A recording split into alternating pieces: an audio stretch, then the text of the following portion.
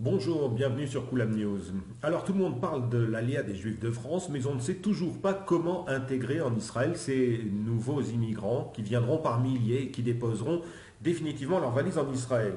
Le ministère de l'Intégration a bien évoqué un plan d'action, mais tous ceux qui l'ont consulté se sont demandé si la ministre Sophia Landwehr avait bien pris la mesure de l'enjeu. Parce que c'est un plan minimaliste qui s'appliquait aux communautés juives d'alors, les communautés en danger. Vous avez cette immigration des pays pauvres ou émergents.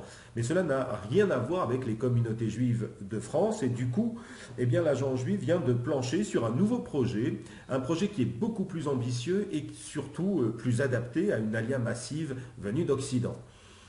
Nous avons tout comme vous beaucoup de questions à poser à Dov Maimon, le monsieur France de l'agence juive. Il est chercheur au JPPI, c'est l'Institut de la politique du peuple juif, et c'est lui qui est l'auteur de ce plan B au titre évocateur de Tzarfat Trila, la France d'abord. Bonjour Dov Maimon. Alors avant de parler de ce plan, dites-nous si selon vous les juifs de France sont en danger. Certainement pas, non. D'abord, il n'y a pas d'antisémitisme d'État.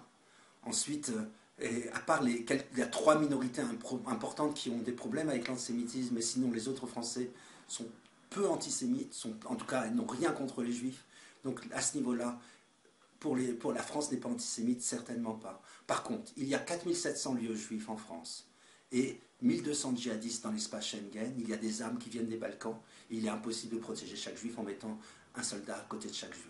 Donc on a une situation qui serait probablement très difficile à gérer sur le long terme. C'est qu'une question de temps, on pourra avoir malheureusement encore d'autres attentats, jusqu'à que la France puisse se remettre et mettre en place ces structures pour arrêter le djihadisme en France et surveiller l'islamisme radical. C'est difficile, mais il y a surtout en France un problème économique, politique et identitaire très compliqué, qui fait que les Juifs, probablement dans les 15 prochaines années, la moitié des Juifs de France vont quitter la France. Alors, Dov Maimon, il y a déjà un plan qui est élaboré par le ministère de l'Intégration. Pourquoi vous, à l'agence juive, vous avez mis en place un second plan que l'on a baptisé Tzarfat Trila, la France d'abord, ce qu'on appelle le plan B? Parce que on s'est rendu compte que le plan que j'ai écrit l'année dernière, qui était très important, mais qui a été consensuel, n'est pas du tout à la hauteur de l'heure dans laquelle nous vivons. Nous vivons un moment historique. Nous avons la possibilité de faire venir en Israël 120 000, voire beaucoup plus de Juifs de France dans des bonnes conditions. Pour l'instant, ce qu'on sait faire en Israël, c'est de faire venir une aliyah des pays en détresse. Ça veut dire qu'on les prend, on les emmène dans des endroits, mais au bout de 2 générations, on obtient des gens très bien, mais ces 2 générations-là sont sacrifiées et vont beaucoup souffrir. Pour éviter cela, il faut que les Juifs des pays développés, puisqu'ils puissent venir en Israël, il faut qu'ils viennent avec déjà un contrat d'embauche en Corse et qu'ils sachent où ils vont habiter et qu'on leur donne les possibilités de vivre décemment dans le métier qu'ils ont déjà fait. Et c'est ça le plan. Le plan qu'on a présenté au gouvernement, qui est sur la table du Premier ministre actuellement, il faut simplement faire pression sur le Premier ministre, qu'il le regarde et qu'il le mette en place. C'est un plan qui ne va pas coûter très cher, pratiquement pas d'argent à l'État d'Israël, puisqu'il sera financé par les propres immigrants eux-mêmes qui vont cotiser pour construire ce plan et mettre en place les structures. Vous n'êtes évidemment pas seul à porter ce projet. Le président de l'agence juive, Nathan Sharansky, vous soutient. Il y a également des grands noms de la diplomatie, Denis Ross, qui a apprécié particulièrement ce plan, mais vous n'êtes pas sans 120 savoir 000 juifs de France qu'il faut sur un combien levier d'années? politique en Israël. Vous avez l'intention de vous y prendre comment pour obtenir le soutien nécessaire? Voilà, ce qui est fait d'abord, c'est qu'il est porté par le JPPI pour lequel je travaille. Il a été validé par les plus grands noms, Mike Herzog, Avi Gil, Dennis Ross, notre patron américain, et les patrons israéliens, Arvid Kotler. Donc ces gens ont vérifié tout ce qui est dit dedans. Ils ont compris qu'il s'agit d'une opportunité historique, économique et de tous les niveaux pour l'État d'Israël. Nous avons les moyens aujourd'hui de faire venir et d'attirer en Comptez sur Israël, qui en comme on a Israël fait à pour vous Dubaï, aider? les entrepreneurs et les hommes d'affaires européens qui voudront, avec des incitations fiscales et autres, venir créer des emplois en Israël dans les conditions que l'on sait qui sont bien meilleures que les conditions qui existent aujourd'hui en Europe, malheureusement. Qu'est-ce qu'il vous manque pour que ce plan soit appliqué? On a besoin de quelques petites choses. On a d'abord besoin, pour tout ce qui est des plans de financement, pour que les Juifs de France puissent mettre leur argent et de savoir qu'on doit leur donner des conditions meilleures que ce que donne la caisse d'épargne. Si la caisse d'épargne nous donne du 1 ou 2%, nous on pourrait donner du 4%, comme ce qui n'est pas compliqué en Israël.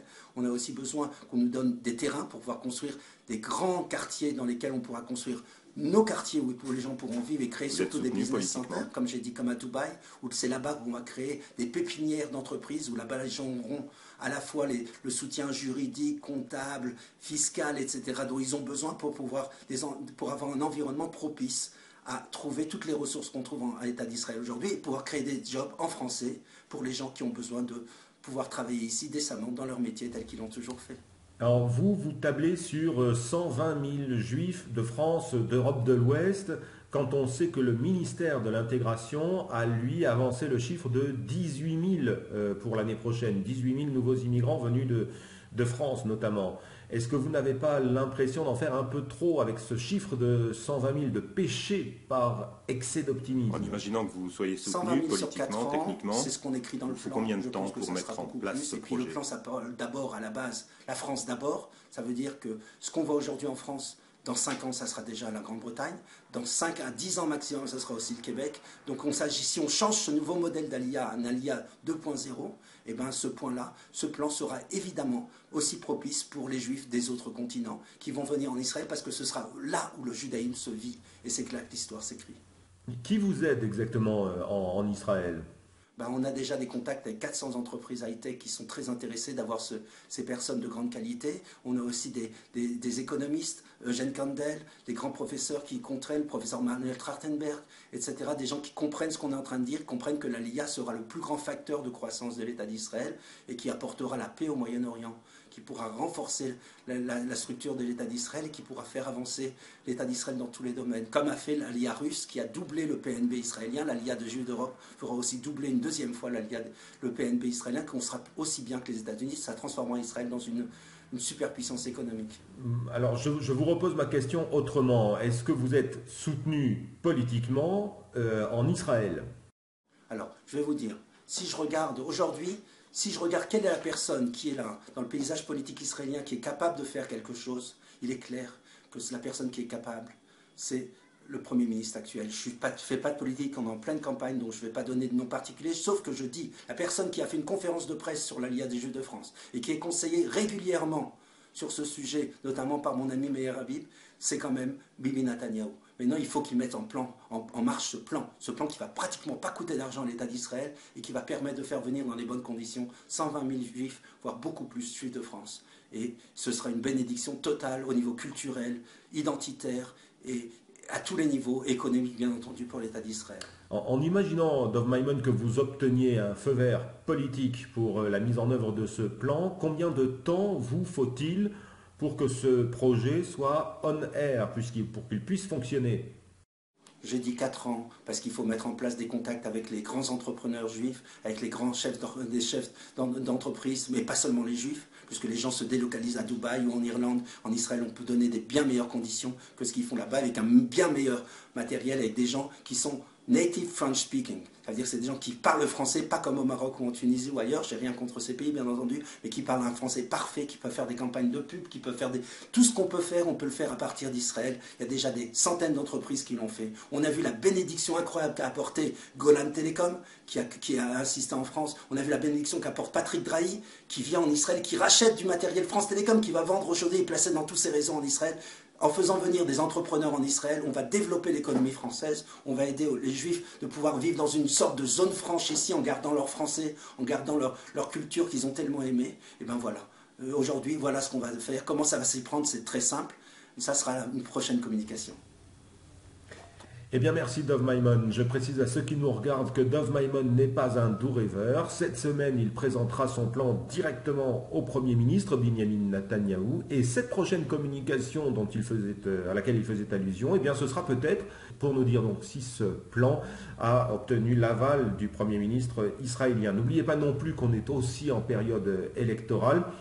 Que se passera-t-il après le mois de mars? On suivra tout cela, bien évidemment, ensemble sur Kulam News. À la semaine prochaine.